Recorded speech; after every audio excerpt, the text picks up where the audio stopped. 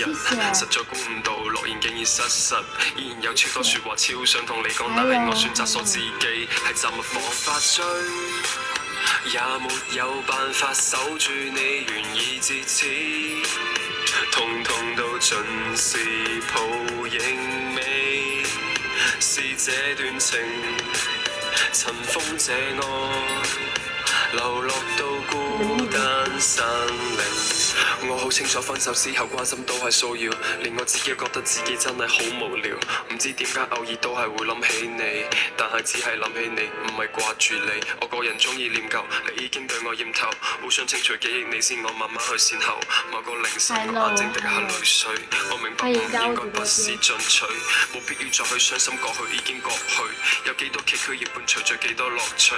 微風吹過耳邊傳來一點清脆，回憶打包好就將你存放心裏，新嘅工作新地方我換咗新居，整理舊物斷捨離我竟然心虛，睇住同你嘅照片對過去作回望，呢一顆孤獨嘅心依然喺度流浪。我與你沒法走下去，還會記起，與你有無窮樂趣與看似未停，填補這愛，已忘記你的姓名。我想試一次，再一次，但係有一種愛叫做到此為止，事已至此挽留再冇意義，就等我埋藏好呢一段美好故事。我喺度妄想你依舊喺我側邊，聽你分享開心與平凡每一天，犯錯可口寫作業，要快手時間抽出嚟複習後背單詞提醒我早唞。你看，怎麼辦？精神不振，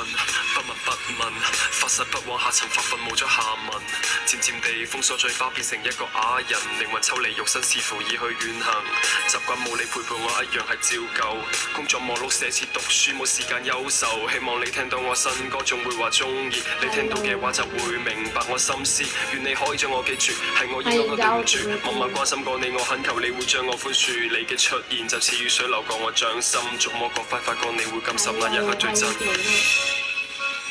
歡迎 P。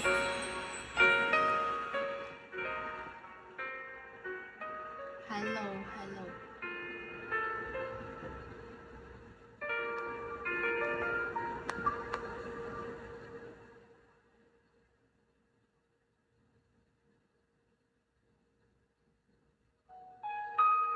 歡迎 Thank you，謝謝 Hello，歡迎加我直播間。